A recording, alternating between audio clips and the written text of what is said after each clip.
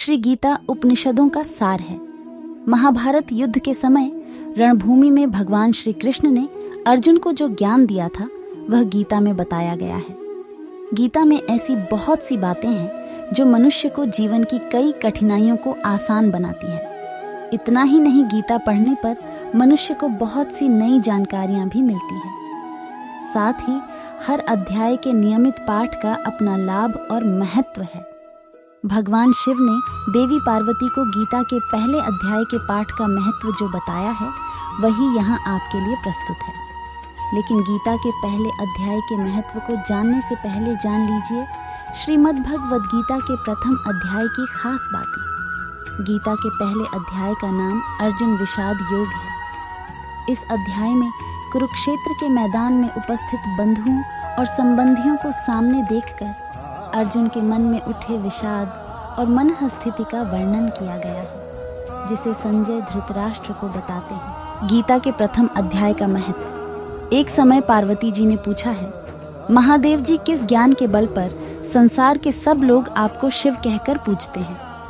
मृगछाला ओढ़े और अपने सभी अंगों में शमशान की विभूति लगाएं, गले में सर्प और नर मुंडों की माला पहने हुए हो, इनमें तो कोई भी पवित्र नहीं, फिर आप किस ज्ञान से पवित्र माने जाते हैं? तब महादेव ने उत्तर दिया कि हे प्रिय, सुनो, मैं गीता ज्ञान को अपने हृदय में धारण करने से पवित्र माना जाता हूँ।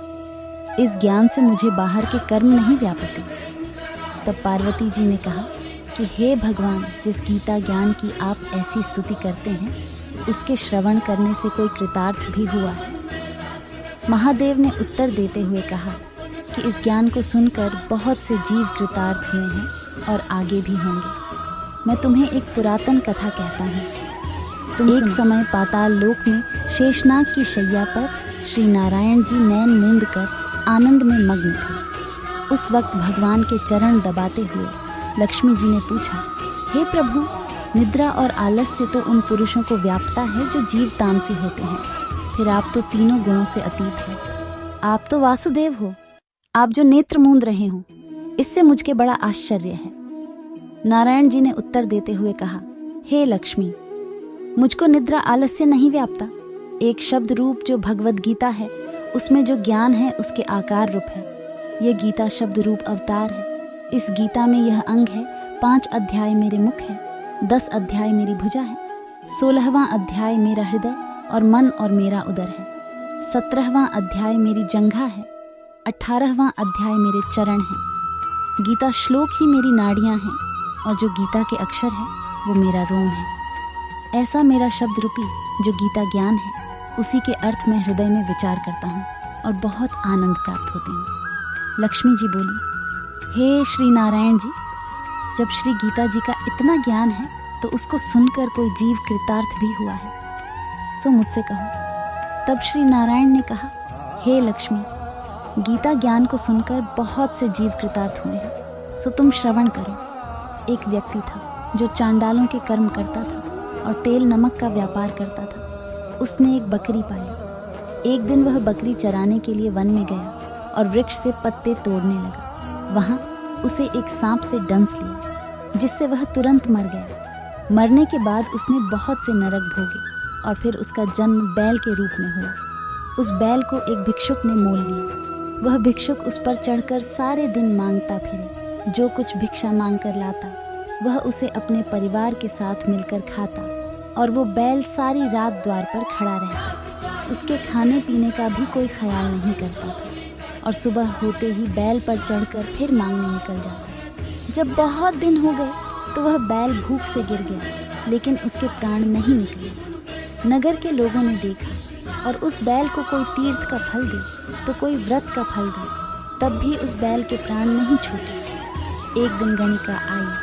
उसने लोगों से पूछा, ये कैसी भीड़ है? तो उन्होंने कहा कि इसके प्राण नहीं निकलते, अनेक पुण्यों का फल दे रहे हैं तो भी इसकी मुक्ति नहीं होती। तब गणिका ने कहा कि मैंने जो कर्म किया है उसका फल मैंने इस बैल को दिया है। इतना कहते ही बैल की मुक्ति हो गई। तब बैल ने एक ब्राह्मण के घर जन्म लिया। पिता ने उसका नाम सुशर्मा रखा। उसके पिता ने उसे पढ़ाया लिखाया। उसको अपने पिछले जन्म की सुध थी। उसने एक दिन मन में विचार किया जिस गणिका ने मुझे बैल की योनि से छुड़ाया था उसका दर्शन करूं। विप्र चलते चलते गणिका के घर गया और कहा, आप मुझे पहचानती हैं? गणिका ने कहा, मैं नहीं जानती, तुम कौन हो? तब उसने कहा कि मैं वही बैल हूँ जिसको आपने अपने पुण्य दिए थे।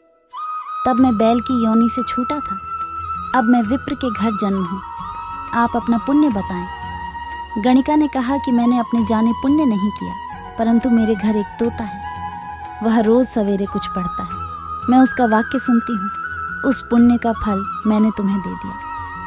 तब विप्र ने तोते से पूछा कि तू सवेरे क्या पढ़ता है? तोते ने कहा, मैं पिछले जन्म में विप्र का पुत्र था, मेरे पिता ने मुझे गीता के पहले अध्याय का पाठ सुनाया करते थे। एक दिन मैंने गुरु से कहा कि मुझको आपने क्या पढ़ाया है? तब गुरुजी ने मुझे शाप दिया कि तू तोता बन जा। इसके बाद से मैं तोता बन गया। एक दिन बहेलिया मुझे पकड़ ले आया और एक विप्र ने मुझे मोल ले लिया। वह विप्र भी अपने पुत्र को गीता का पाठ सिखाता था। तब मैंने भी यह पाठ सीख लिया। उसी दिन विप्र के घर में चोर घुस गए। उन्हें धन तो प्राप्त नहीं हुआ, लेकिन वह मेरा पिंजरा उठा ले आए। उनकी यह गणिका मित्र थी, वह मुझे उसके पास ले आए। सो मैं नित्य प्राप्त गीता जी के पहले अध्याय का पाठ करत हूँ, जिसे यह गणिका सुनती है। पर इस गणिका को समझ में नहीं आता। जो मैं पढ़ता हूँ वही इस गणिका ने तेरे निमित्त दिया था। वह श्री गीता जी के पहले अध्याय का फल था। तब विप्र ने कहा कि हे तोते, तू भी विप्र है, मेरे आशीर्वाद से तेरा कल्याण हो। सो हे लक्ष्मी, विप्र के इतना कहते ही वह तोता भी मुक्ति को प्राप्त हो गया। तब गणिका ने बुरे कर्म छोड़ भले कर्म ग्रहण किए और नित्य स्नान करके श्री गीता जी के प्रथम अध्याय का पाठ करना शुरू कर दिया, जिससे उसकी भी मुक्ति हो गई। ऐसा है गीता के प्रथम अध्याय के पाठ का महत्व। अगर आपको अच्छी लगी हो तो लाइक और कमेंट बॉक्स में जय श्री कृष्णा जरूर लिखें।